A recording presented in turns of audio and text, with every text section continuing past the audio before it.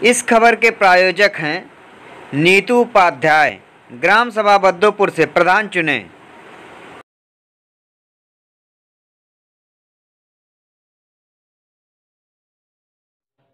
नमस्कार, मैं हूं ज्ञानेंद्र मिश्रा और आप देख रहे हैं शेर आजमी न्यूज।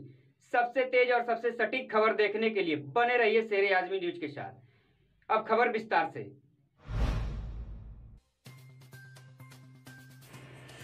मोहल्ला कोट किला में इम्तियाज़ अहमद के नेतृत्व में जश्न गरीब नवाज जलसे का आयोजन हुआ। जलसे की शुरुआत तिलावते कलाम पाक से प्रारंभ हुआ। मुख्य अतिथि मोहम्मद शाकिर मिसावी ने जलसे को संबोधित करते हुए कहा कि अल्लाह ताला ने फरमाया है कि हमने इंसान को बेहतरीन शक्ल में बनाया। इंसान का कारनामा, इंसान का अमल, इंसान का पेट, यह सब भी अजीब और सबसे अच्छा होना चाहिए। 18,000 की मखलूक़ात में अल्लाह ताला ने इंसान को सबसे अजीम मखलूक़ात बनाया है, इसलिए हम इंसानों को अमल और किरदार में सबसे अच्छा होना चाहिए।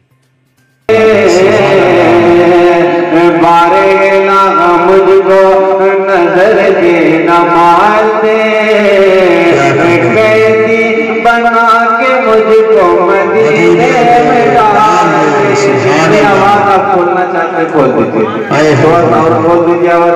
कैदी बना के मुझको मदीने में, बहुत अच्छा माइक आपका बज रहा है।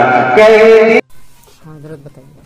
तो इमाम जाफर सादिक रज़ियल्लाहु तआला अन्हु ने उस शख्स को दस्तावेज लिख दी। तो इत्तेफाक ऐसा कि कुछ दिनों के बाद ही उस शख्स का इंतकाल हो गया।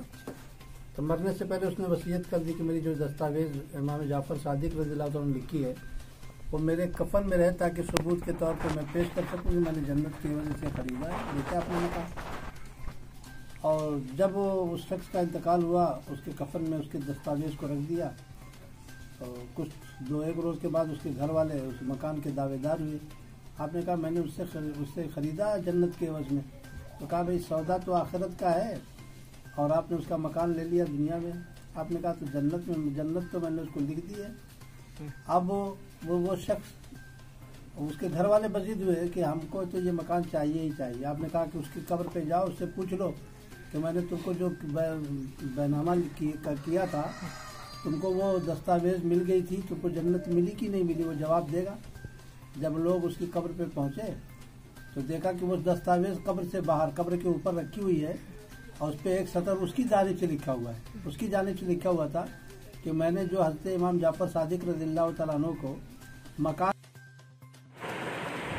मोहल्ला जलंधरी स्थित मदरसा इस्लामिया जमीयतुल कुरैश की मिनी ITI के प्रांगण में नारी सशक्तिकरण का आयोजन किया गया, जिसमें नगर के कोतवाली महिला पुलिसकर्मी अनामिका शुक्ला, शिवानी शुक्ला, अंजलि सरोज, सोनम यादव उपस्थित रहे। मुख्य अतिथि अनामिका शुक्ला ने नारी सुरक्षा के लिए टिप्स देते हुए उन्होंने बताया कि महिला पुलिस द्वारा कैसे गलत प्रवृत्ति के कैसे निपटाया जा सके। उनके द्वारा महिलाओं के सारे नियम को साझा किया गया, जिससे कि आज के माहौल में कैसे सामना किया जाए, और महिला हेल्प नंबर भी दिया। यदि आपको कभी इसकी ज़रूरत महसूस हो तो हमें अकेले हैं और यहाँ कुछ हो सकता है, ऐसी स्थिति में तुरंत डायल करें। 112 पर डायल करें। 10 से 15 मिनट में आपके पास मोबाइल वैन सहायता करने के लिए आपके पास पहुँच जाएगी। इस अवसर पर मुख्य अनुदेशिका कार्यदेशिका मिनी ITI सुफिया बानो, सहजा जबी, अली, तारिक उस्मानी, राहत बानो आदि लोग उपस्थित रहे। वहाँ से ड्राइव कर सकते हैं और आपको डर लग रहा है कि अब तो अंधेरा हो गया, कोई गाड़ी भी नहीं मिल रही, कोई सुनसान इलाका है, कहीं पे भी आप फंस जाते हैं तो आप 112, ये भी पुलिस का नंबर है, आप इसमें कॉल करेंगी। इसका 2 बेनिफिट है। एक तो आप इस पर कॉल करती हैं तो इसमें क्या कहते हैं, जो महिला रहेगी इस गाड़ी में, वो कोई महिला पुलिस ऑफिसर 2 बैठी रहती हैं, ताकि आपको वहाँ पे कोई हिचक ना लगे, कोई दिक्कत ना हो आपको। और वो गाड़ी आपको, अगर आप शहर से हैं तो 10 से 15 मिनट में आप तक पहुँचती है, और आप अगर किसी गांव से देहात से हैं तो 15 से 20 मिनट में गाड़ी आप तक पहुँचती है। ठीक है, और ये गाड़ी आपको सुरक्षित आपके घर तक पहुँचाती है। कौन सा नंबर मैंने बताया अभी आप लोगों को? 112। ठीक है, इस गाड़ी पे आप कॉल करेंगे, आपको गाड़ी साथ सुरक्षित आपके गंतव्य स्थान तक पहुँचाती है, मतलब जहाँ भी आपको जाना है। अब इवन दिन कभी बच्चियां पेपर देने जाती हैं और उस सिचुएशन में भी बहुत, अगर सुबह का टाइम है या बहुत शाम हो गई है, अगर साधन नहीं मिलता, हमारा एग्जाम मतलब बहुत इमरजेंसी अगर पड़ कहीं हम अकेले हैं तो भी हम इस नंबर पे कॉल कर सकते हैं। कौन सा नंबर बताया बच्चों मैंने? 112। Very good. इस नंबर को आप लोग अपने अगल बगल जितना फ्रेंड सर्किल है गांव में।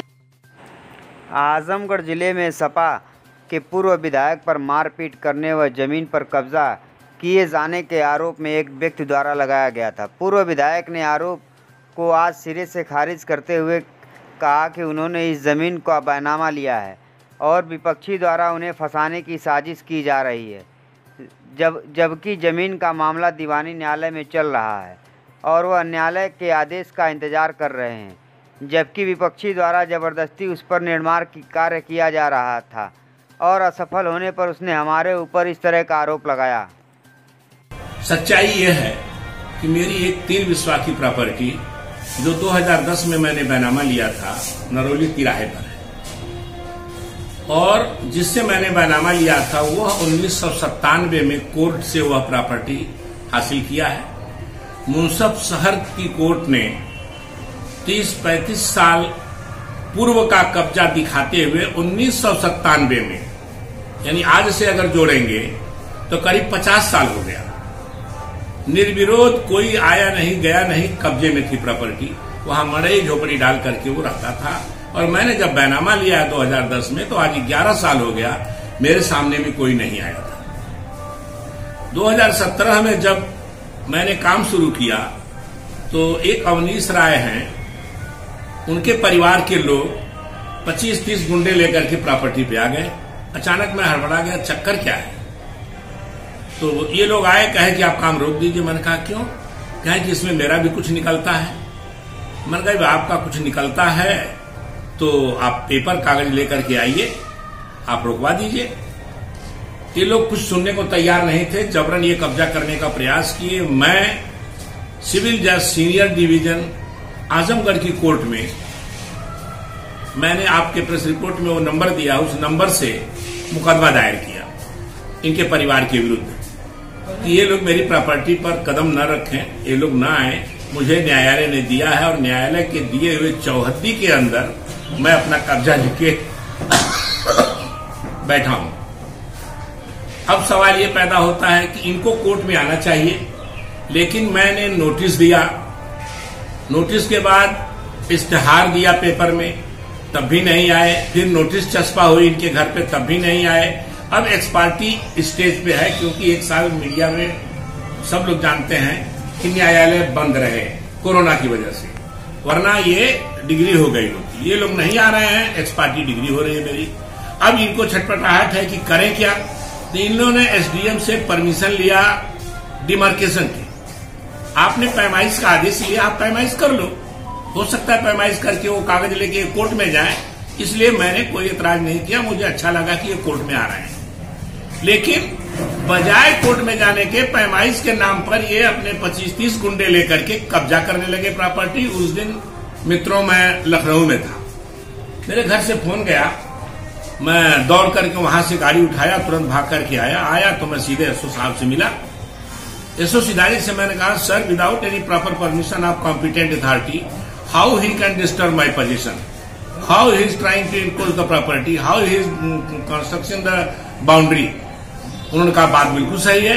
मैंने कहा सर ये 50 साल का कब्जा है, 1-2 दिन का कब्जा नहीं है। ये सक्षम अधिकारी के आदेश के बगैर अगर इस तरह आते हैं तो सीधी सीधी गुंडागर्दी है।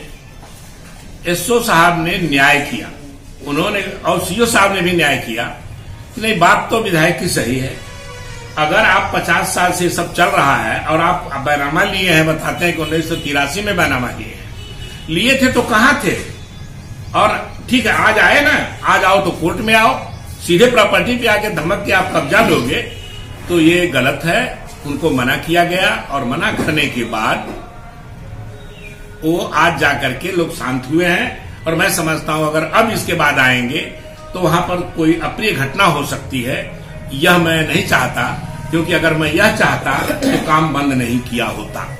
मैं शांति प्रिय आदमी हूं, एक सम्मानित पूर्व विधायक रहा हूं और समाज में मेरा एक स्थान है।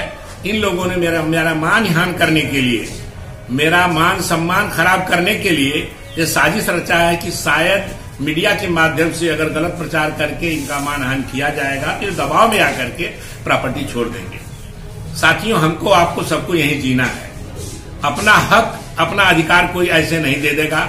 आप मीडिया के माध्यम से प्रेशर देके, पुलिस और किसी के माध्यम से प्रेशर देके, साथ साथ अपने गुंडों के माध्यम से प्रेशर दे करके अगर आप लोग प्रॉपर्टी हड़प करना चाहते हैं तो ये उनका सपना कभी पूरा होने वाला नहीं है।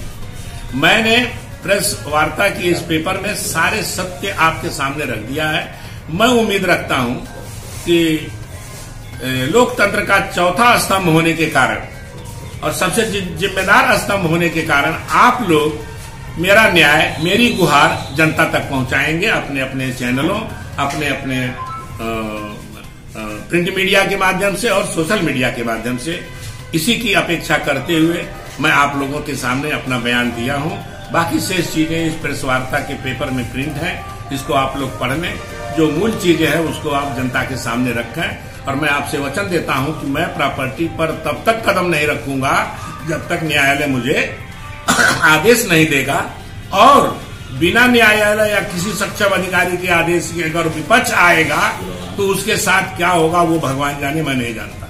ये अवनीश राय की तरफ से आपके ऊपर जो भूमि पर नाजायज कब्जा करने का, मारपीट करने का इल्जाम लगाया गया, अच्छा प्रश्न है, बहुत अच्छा प्रश्न मित्र आपने पूछा कि कब्जा का तो प्रश्न ही नहीं होता। 50 साल से प्रॉपर्टी मेरे कब्जे में है ही। उस कब्जे पर ये अपना कब्जा करना चाहते हैं, आरोप लगा रहे हैं मेरे ऊपर। कब्जा तो मेरा 50 साल से है और कोर्ट के आदेश से कब्जा है। ये मेरे कब्जे में ये घुस रहे हैं, उल्टा कह रहे हैं कि सोनकर साहब हमारी प्रॉपर्टी कब्जा कर रहे हैं। अरे मेरी बात समझ में आ रही है ना कि मेरा तो 50 साल से कब्जा है। आज आप कब्जा करने आए हैं, बाउंड्री बना रहे हैं और लेबर लेकर के आ रहे हैं, गुंडे लेकर के आ रहे हैं, धमकी दे रहे हैं। तो उस धमकी का जवाब दिया जाएगा। जिस भाषा में मिलेंगे उस भाषा में उनको जवाब मिलेगा। और आप समझ लीजिए कि कब्जा मैं नहीं कर रहा हूं, नाजायज कब्जा वो कर रहे हैं। मेरा जायज कब्जा 50 साल से है। इसके पीछे कोई राजनीति षड्यंत्र तो नहीं? देखिए, आजकल राजनीति करना एक दुष्कर कार्य हो गया है। सच्चाई ईमानदारी से आप राजनीति नहीं कर सकते। ये राजनीतिक षड्यंत्र भी हो सकता है कि मेरे विपक्ष के लोग जान रहे हैं कि जनता मुझे अपार प्यार दे रही है, मुझे बुला रही है। मुझसे गलती हुई कि मैं लालगंज के टिकट के चक्कर में, पार्लियामेंट के चक्कर में मैं अपना ये खो दिया। लेकिन आज जनता मेरे कर्मों से खुश है, मुझे बुला रही है। अखिलेश यादव के पास जा जाकर लोग गुहार लगा रहे हैं कि विधायक सोनकर को हमको दिया जाए। तो साथियों, हो सकता है कुछ लोगों को पसंद नहीं आए तो पीछे से ये राजनीतिक षड्यंत्र भी हो सकता है। यह आपका प्रश्न गलत नहीं है, ये सही है।